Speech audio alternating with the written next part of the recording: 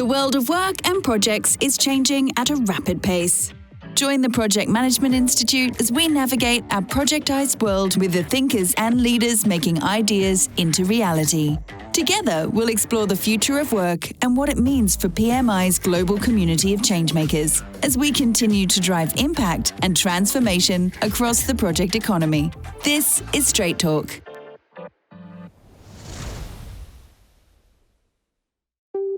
Hi everyone, Mike DePrisco here. Today on Straight Talk with PMI, we will be continuing our conversation on the hot topic of the future of work. We have the perfect guest to join us, Felicia Lyon. Felicia is a business psychologist working with KPMG's workforce transformation practice, focused on reimagining work for today's needs, and we're thrilled to welcome her here. Felicia, thanks for joining us today. Thanks for having me, Mike. Can you share a little bit about your background, your role at KPMG, and your current focus areas, particularly on reimagining the world of work? So fun fact, I actually started my career as a police officer because my North Star truly is making the world a better place. And so now I have the privilege of working with some of our clients on their biggest people issues. How do we create harmony between the business strategy and the people that we need to deliver on that strategy and excel?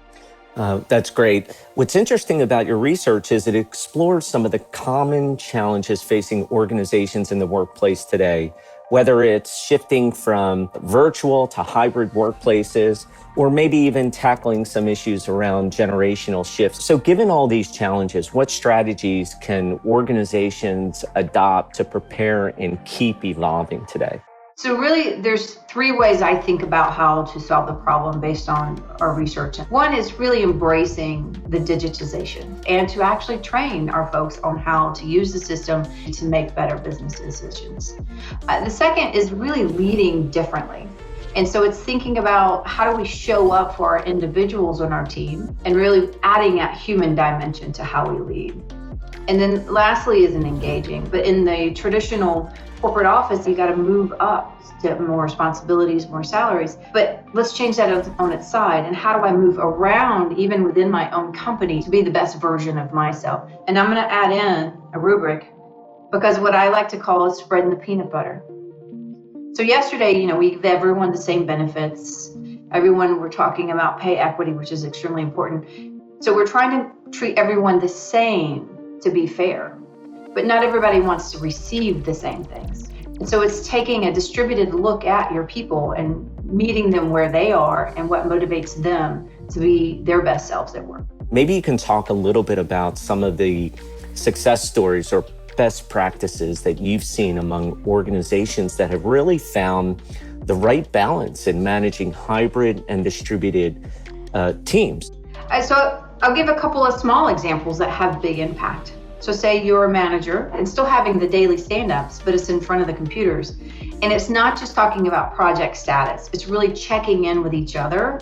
So it's more dialogue in those daily stand-ups. So very just simple, but very impactful. Now, if we take it the other side of that hat and look more at the macro level, what do I see working really well? It is the whole concept of transparency career pathing. Taking the kind of the folklore of what it means to get ahead in our organization and actually creating a talent hub for their employees to go in and self-service.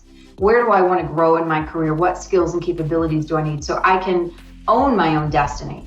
And that is creating a huge amount of stickiness in industries that are really seeing higher than normal turnover with just those small things. I want to shift gears a little bit and talk about leadership. What kind of leadership is required today, and how can leaders help their people grow, develop without burning everyone out with change fatigue? So first, in addressing the change fatigue, because we talked about embracing technologies, embracing digitization, but there's a learning curve there. So as a leader, we have the opportunity to truly stand up and show up for our people. And that's one of the traits of the leader of the future, is really that activist. The other part of the future of the leader is that translator. So we talked about those 5 generations in the workplace. We've talked about meeting employees where they are and hearing what's important to them. So as the future leader, it's our role to translate all of that information in a way that the employee understands. It's really bringing empathy into work. It's bringing your human to work and bring out the best part of your human into the workplace. My last question. What trend unfolding do you think leaders are most at risk of ignoring today? I think one trend that I'm seeing emerge is we're saying some really cool things. We're talking about hybrid and distributed workplace, but in our heart of heart, we really think we're going to go back in the office and be 9 to 5. And leaders that hold on to that, they're going to get left behind. That's, to me, the elephant in the room that I'm starting to see come up, that we're falling back in old habits. Yeah, I think that's a good one. There's no going back.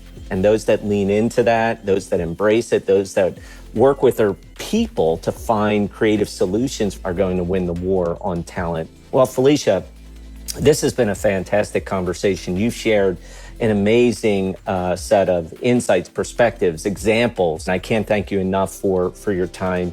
And I wish you the best of luck. Thanks for having me, Mike. It's great to be on and share all of the great things going on around us.